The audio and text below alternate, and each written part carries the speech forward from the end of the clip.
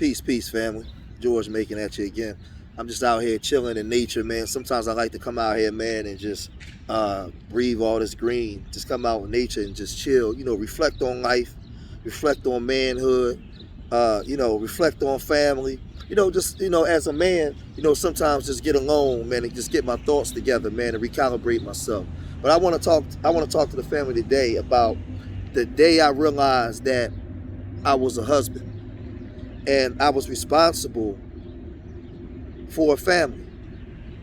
A lot of times, man, as men, I'm gonna say this to the brothers, man. Being a man, a black man at that, is hard.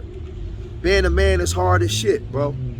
And I know that when we just running around without a care in the world, just doing what we want to do, man, you're not really thinking about the responsibility of manhood in life. It's not as hard. You jumping from bed to bed, from woman to woman. And what I've learned was a lot of us brothers, we jump from bed to bed, from woman to woman, because we didn't want the responsibility of manhood, the responsibility of being responsible for a family. And I know this to be true, because even when I first got married, the responsibility of being a husband, I didn't understand that. I wasn't ready for that. I didn't take that on right away. I didn't really understand any of that. Being a man is hard, because nobody's giving a black man anything. You got to work for everything that you get. That pretty woman over there, a lot of times, man, all she got to do is show up, man. All she got to do is have some good sex, a pretty face or whatever, and she can get the things that she needs. My uncle told me a long time ago, man, a woman got needs, a man got wants. And there's a lot of women out here that gets her needs met by men, because there's always a man out here ready to fulfill those needs. A man, he can't get that girl over there that he just want without leveling himself up to be the best version of himself. He has to have something. He has to level up to something. He has to work to something. And a lot of black men are not willing to take on that responsibility because it requires too much. And I'm going to say this, right? I'm going to say this. One day, I was in my house, in my backyard, and my wife was getting on my nerves. And I was barbecuing. And she just kept coming back there bothering me. A lot of times when I'm cooking and I got my music on, I like to be in my space. I don't like to be bothered.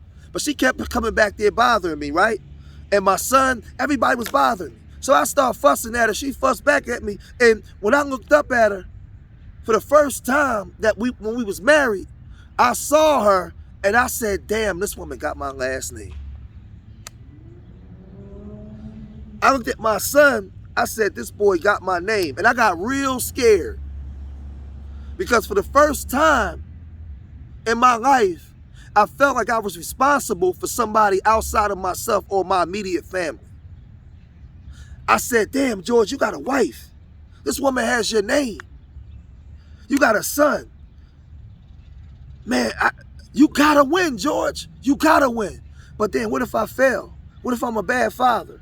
What if I'm a bad husband? What if I can't afford to do all the things I need to do? Now all of a sudden all this fear begins to kick in. But see, when I was just running wild, I jumped from bed to bed to bed, I didn't have those thoughts. I didn't have that responsibility.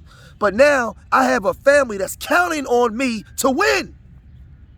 A lot of brothers can't handle that. And a lot of brothers that's watching that video, y'all know exactly what I'm talking about. It's easy to just go get some coochie. But when you got a woman that you're responsible for, and the children connected to the family that you and this woman created, and you expected to be successful. Now here I am, a grown man, no career, right? Because I'm in the streets. I don't have a proper career, but I got a wife and a child. You know what happened to George? Early on, I went into a deep depression for like 3 years. I wasn't in the streets. I wasn't making the money that I used to make at the time. I was trying to get myself together. For the first time in my life, I was living off a woman. My wife was holding the shit down. Psychologically, that destroyed me as a man, because I didn't feel like no man. I was raised by my father. I never ever took a dime from a woman. I brought houses and cars for women. Here I am now living on my ass with a wife and children with all these expectations of me. I'm in a deep depression and I'm living off a woman. All because early on in the marriage, I folded. I folded like a cheap chair. I was afraid. I didn't know what to do. I didn't know how to be a husband. I knew how to be a gigolo and run the street and do me. I knew how to be a street nigga and get that money and break a chick off. But when it was time to live right, live righteous, do the right thing, you know, be an upstanding man, be like the men that raised me, I didn't know how to do that. And a lot of brothers don't know how to do it. So the thing they do is they abandon their families. They abandon their children. They abandon their wives. They run away from the responsibility of manhood because being a man is fucking hard. I know it. I get it. Being a man is hard. Trying to late in your life to get your career together. Having to deal with rejections. Not being able to have the mortgage paid on time. Having to deal with the personalities of a woman when she has expectations in you and she's not your mother. It's not an easy thing. I understand, brothers. But this is why we got to support each other. This is why we got to have the real conversations. Because I'm gonna talk the real. I'm going to have the real conversations that I know that brothers don't want to have. And don't get it twisted. A lot of brothers that got careers don't want to have sex with women. They want to deal with women when they want, but the reason why they don't want to commit to nothing, because they don't want to commit to the wife and the child because it's too much responsibility. Because being a man is hard. Men and women, we're not equal. A woman don't want a man, most women don't want a man that's equal to her. She wants you to be the man. She want to, listen, I don't care how big her mouth is, how much shit she talk, she wants you to be a man. She has expectations of you. And a lot of us don't know how to deal with those type of expectations, man. We don't have proper infrastructure as black men to support each other, to help each other, to make sure that we can be consistent and not inconsistent. Make sure that we can have jobs. Make sure that we can provide jobs for each other as black men where we can hold our families down. We don't have those mechanisms and those things in place. So a lot of us, we run from the responsibility. When I looked at that woman, I said, this woman has my name. I am responsible for this woman. And that was a scary thing. Then when she was just my girl and we was having sex, this little boy has my name. He calls me daddy. He lives in my home. I have to feed him. I have to clothe him. I have to teach him. It's a struggle every day, brothers. It's not easy. That's why a lot of you brothers run and leave. I know why you do it. I'm a man. I know why you do it. But I'm telling you, it's nothing more gratifying than sticking through. I came about my depression. I redirected myself. I'm a Leo. I'm a winner. And I got my shit together, man. I stood up and I became a man. And I was raised by my father and a lot of great men. You know, Mr. Dukes, Mr. Charles C. Wright, Mr. Walker. I was raised by some strong men that taught me manhood. And when I began to get my mind together, I began to understand what my responsibility was. And I began to step up to the plate as a man and take my rightful place. But early on, it wasn't easy, man. I was scared to death. I was scared to death. Now I understood all the things that my father was going through, trying to be a father to 6 kids. It wasn't easy. Going to work, he got to deal with racism. He got to deal with getting laid off. Certain Christmases, we might not have got all the things that we wanted.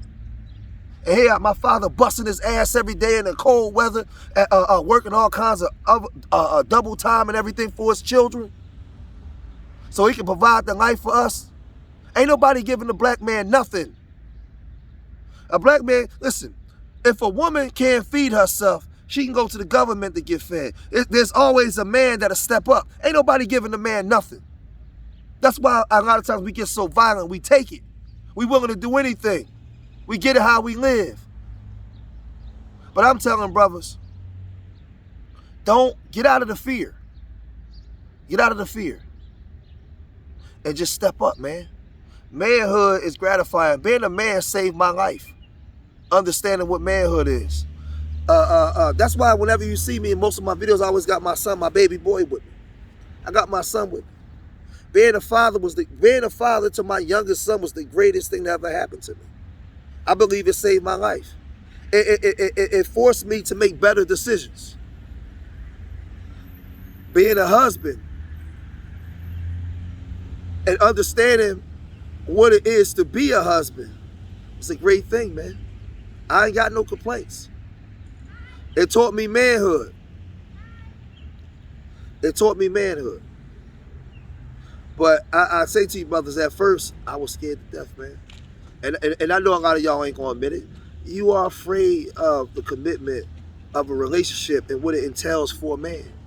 Especially a black man when we don't have the infrastructure to properly take care of our families. A lot of us squandered and overlooked our tomorrows, and at 35, we trying to get a career for something that we should have did 15 years prior.